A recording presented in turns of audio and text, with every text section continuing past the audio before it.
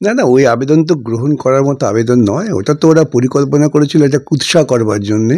বিচারপতিদের বিরুদ্ধে, আমার বিরুদ্ধে একটা কুৎসা করে একটা বাতাবরণ তৈরি করা যে কলকাতা হাইকোর্টের বিচারপতিরা ন্যায় বিচার দিচ্ছেন না। এটাই ছিল ওদের উদ্দেশ্য, আর কিছু না।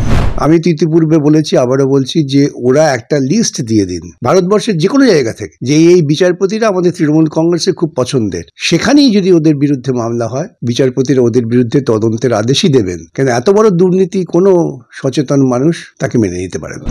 ইডি তারা তদন্ত করছেন, বরং ইডির তদন্তেই ওরা বাধা সৃষ্টি করছেন। শাহজাহানের মতো গুন্ডাকে দিয়ে ইডি অফিসারদের উপর আক্রমণ করিয়েছেন। ওরা ইডির তদন্তে ওরা বরং প্রভাবান্বিত করার চেষ্টা করছেন ভয় টয় দেখিয়ে। বিচারপতিরা কি প্রভাবান্বিত করবেন?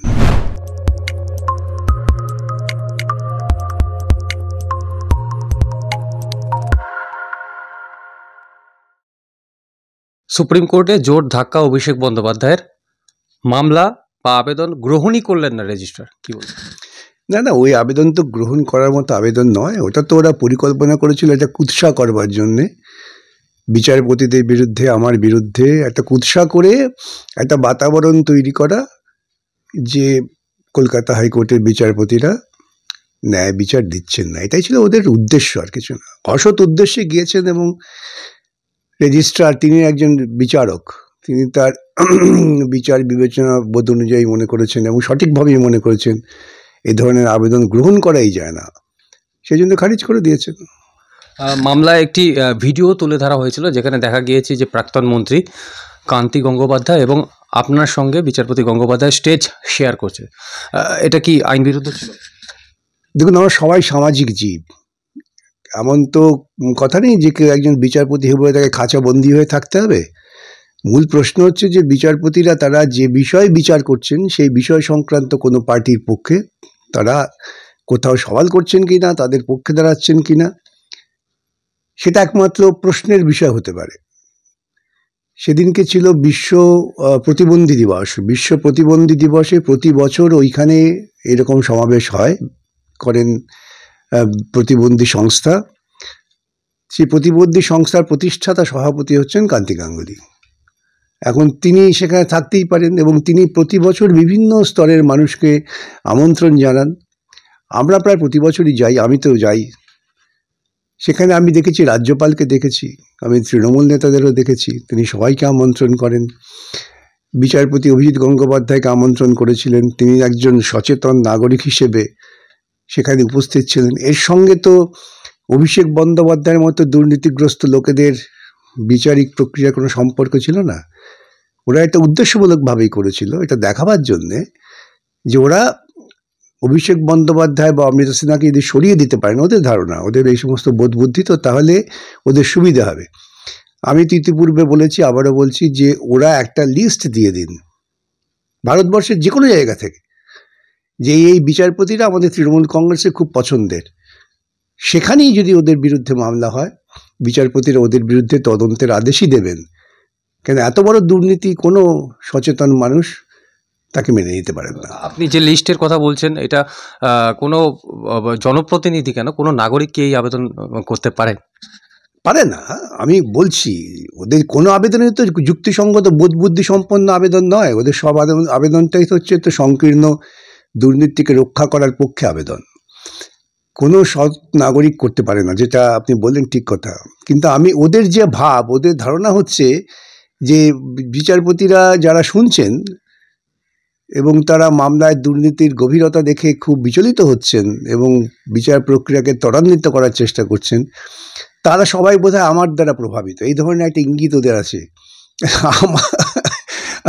এই প্রভাবিত হওয়ার কোনো ব্যাপার নেই। আমি সেই জন্যই বলেছি যে ওরা ওদের বিচারপতিদের একটা লিস্ট দিয়ে দিন যে এই বিচারপতি, সেখানেই আমরা সওয়াল করি। আপনার তো তাহলে ব্যাপক প্রভাব। সেটা প্রভাব, আমি বলি যদি আদৌ বিচারপতিরা প্রভাবিত হন, সেটা বিচারপতিরা প্রভাবিত হন সওয়ালের উপর। আইন ভিত্তিক যে সওয়াল আমি করি বা করার চেষ্টা করি, তাতেই তারা প্রভাবিত হন, এবং সেটা তো হবেই নি, তবেই তো তারা বিচার করবেন। তারা যখন সওয়াল শোনেন, দুপক্ষের সওয়াল শোনেন, তারা এক পক্ষের সওয়াল শোনেন না, বহু পক্ষের সওয়াল শোনেন, তারপর তারা তাদের স্বাধীন বিবেচনাকে প্রয়োগ করেন। সেভাবেই তদন্ত প্রক্রিয়া চলেছে। ওরা তো কোথাও ওই তদন্ত প্রক্রিয়া থেকে ঠেকাবার সুযোগ পায়নি আইনি প্রক্রিয়ার মধ্য দিয়ে। অতএব একটা বেআইনি প্রক্রিয়া, অন্ধকারের পথে যাতায়াত করা ওদের অভ্যেস, অন্ধকার পথে যাতায়াতের চেষ্টা করছেন।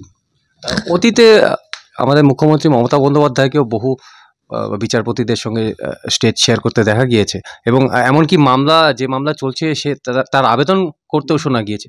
তো এটা কি এই ক্ষেত্রে কেন দ্বিচারিতা? তা আমি তো বলছি যে এটা তো খুব স্বাভাবিক। বরং মুখ্যমন্ত্রী যেটা বলেছিলেন সেটা হচ্ছে অত্যন্ত অন্যায়। মুখ্যমন্ত্রী তিনি একটা সাংবিধানিক পদে আছেন, সেখানে বিচারপতি যারা বিষয়টা নিয়ে বিচার করছেন তাদের কাছে আবেদন করছেন একটু দেখুন আপনারা।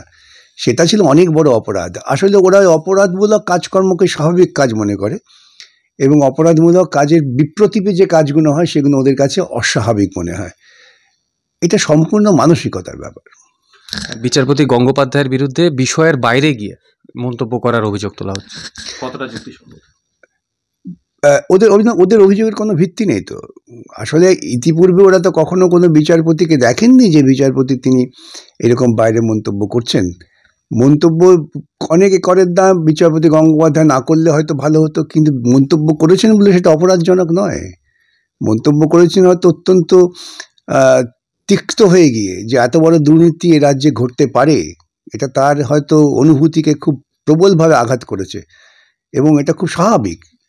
কোনো বিচারপতি তো এই দুর্নীতির বহর দেখে বলছেন না যে না না দুর্নীতির তদন্ত হবে না, বরং তদন্তকে ত্বরান্বিত করার চেষ্টা করছেন। শীতকালে সুন্দরবন ভ্রমণের নির্ভরযোগ্য একমাত্র নাম সাগর সঙ্গম ট্রাভেলস। নিজস্ব লঞ্চে ভ্রমণ এবং অফুরন্ত খাওয়া দাওয়ার বিপুল আয়োজন। বুকিং করুন 9733066075। বিচারপতিদের মন্তব্য ইডিসিবিআই তদন্তে ইনফ্লুয়েসড করতে পারে, এই বিষয়টা আমরা ঠিক বুঝতে পারছি না, একটু ক্লিয়ার করে বলুন। এটা তো হচ্ছে, এটা আবারও বলি, কিছু মনে করবেন না, মূর্খের মতো কথা, প্রলাপ বকা। ইডি তারা তদন্ত করছেন, বরং ইডির তদন্তেই ওরা বাধা সৃষ্টি করছেন। শাহজাহানের মতো গুন্ডাকে দিয়ে ইডি অফিসারদের উপর আক্রমণ করিয়েছেন। ওরা ইডির তদন্তে ওরা বরং প্রভাবান্বিত করার চেষ্টা করছেন ভয় টয় দেখিয়ে। বিচারপতিরা কি প্রভাবান্বিত করবেন? রায় পছন্দ না হলে বেঞ্চ বদলের আর্জি, উদ্দেশ্যটা কি? এটা দীর্ঘদিন ধরে চলছে। না না, উদ্দেশ্য তো খুব পরিষ্কার। উদ্দেশ্য হচ্ছে যে আমরা অবাধ দুর্নীতি করব, আর দুর্নীতির টাকা দিয়ে আমরা ব্যাপক প্রচার করব যে আমরা সব সততার প্রতীক। এইটাই হবে ধারাবাহিকতা। কিন্তু সেই ধারাবাহিকতার বাইরে দাঁড়িয়ে কিছু মানুষ আছেন সমাজের, যারা এই দুর্নীতিকে প্রশ্রয় দেবেন না বা তারা প্রচারে বিভ্রান্ত হবেন না, সেটা ওদের পক্ষে বুঝতে একটু অসুবিধে হয়েছে। কিন্তু দেখা গেল যে পশ্চিমবঙ্গের ব্যাপক অংশের মানুষের দুর্নীতির বিরুদ্ধে, তারা চাইছেন তদন্ত হোক, তদন্ত হয়ে এই সমস্ত মুখোশধারী সততার যারা মানুষ তাদের মুখোশটা খুলে ফেলে দিয়ে জনগণের আদালতে ছুড়ে ফেলে দেওয়া হোক ওদের। বিচারপতি গঙ্গোপাধ্যায় স্পেসিফিক্যালি অভিষেকের সম্পত্তির উৎস নিয়ে প্রশ্ন তুলছেন, এটাই কি ক্ষোভের কারণ? হয়তো তাই। যে প্রশ্ন আমরা বহুদিন থেকে করছি, সেই প্রশ্ন একজন বিচারপতি করছেন, এটা ওদের পক্ষে হয়তো খুবই ব্যথার ব্যাপার। বিচারপতিদের কথা মানুষের কাছে গ্রহণযোগ্য হয়। দার্জিলিংয়ে চা বাগান ঘেরা কমলালেবুর গ্রাম সৌরিনীতে এবং দাওয়াইপানিতে ঘরে বসেই কাঞ্চনজঙ্ঘার দৃশ্য উপভোগ করতে আড্ডাহাট হোমস্টে বুক করুন 9836499678 নম্বরে। বিচারপতিদের আক্রমণ তো বটেই, এখন দেখা যাচ্ছে ধরে ধরে স্পেসিফিক আইনজীবীদের টার্গেট করা হচ্ছে। কোনো রকম আইনি ব্যবস্থা নেওয়া হচ্ছে না কেন? না, ওরা আইনজীবীদের টার্গেট আজকে করছে না, অনেক দিন থেকেই করছে। প্রকাশ্য জনসভায় রাজ্যের মুখ্যমন্ত্রী আইনজীবীদের আক্রমণ করছেন, বিশেষ আইনজীবীদের আক্রমণ করেছেন। তাতে আইনজীবীরা বিচলিত হন না। আসলে ওদের উদ্দেশ্যটা হচ্ছে ভয় পাইয়ে দেওয়া। ওদের তো প্রবল গুন্ডা বাহিনী আছে। ওরা সাধারণ আইনজীবীরা হয়তো গুন্ডা বাহিনীর কথায় ভয় পেয়ে যাবেন। সবাই তো আর ভয়ে মাথা নত করতে জন্মায়নি। কিছু মানুষ আছেন যারা ভয়কে উপেক্ষা করে কাজ করেন। সেই প্রচেষ্টাটা ওদের ছিল, সেটা ওদের হয়তো ব্যর্থ হচ্ছে ভাবছে ওরা। আইনকে প্রতিহত করা কি গুন্ডা বাহিনী দিয়ে সম্ভব? আইনকে প্রতিহত করা সম্ভব না, কিন্তু আইনের দরজায় পৌঁছাবার ক্ষেত্রে গুন্ডা বাহিনী বাধা সৃষ্টি করতে পারে ব্যাপক। সেই জন্যই গুন্ডা বাহিনী দিয়ে কালো কোটের মোড়কে বিচারপতির ঘরে দরজা বন্ধ করে দেওয়া হয়। গুন্ডা বাহিনী দিয়ে পয়সা খরচা করিয়ে বিচারপতিদের বিরুদ্ধে পোস্টার করা হয়, বিচারপতিদের বিরুদ্ধে মিছিল করা হয়। অর্থাৎ আইন যারা চাইবেন ন্যায় বিচার, তাদের ন্যায় বিচারালয়ে পৌঁছতেই দেব না, এটাই হচ্ছে পরিকল্পনা। কিন্তু বিচারালয় থেকে তো তার আবেদন গ্রহণই করা হলো না। না না, কোনো সুস্থ চিন্তার মানুষই ওদের ওই আবেদন গ্রহণ করবে না। কোনো সুস্থ মানুষ ওই আবেদনে ওদের গ্রহণ করবে, ওরাও নিজেরা যখন ব্যক্তিগত স্তরে নিজেরা একেবারে দুর্নীতিগ্রস্ত মমতা, অভিষেক এই 2-4 জন বাদ দিলে পরে ওদের দলেও কিছু মানুষ আছেন যারা সন্ধ্যেবেলা আয়নার সামনে দাঁড়িয়ে দুঃখ প্রকাশ করেন যে এটা কি হচ্ছে। সুতরাং কোনো বিবেকবান মানুষ যাদের মধ্যে সামান্যতম বিবেক বোধ আছে তারা এই দুর্নীতিকে সমর্থন করতে পারেন না। ভয় দেখানোর যে উদ্দেশ্য, সেটা কি সফল হবে আদৌ? সফল হয়নি, হবেও না। যতদিন বামপন্থী আইনজীবীরা বেঁচে আছেন ততদিন ওদের স্বপ্ন সফল হবে না।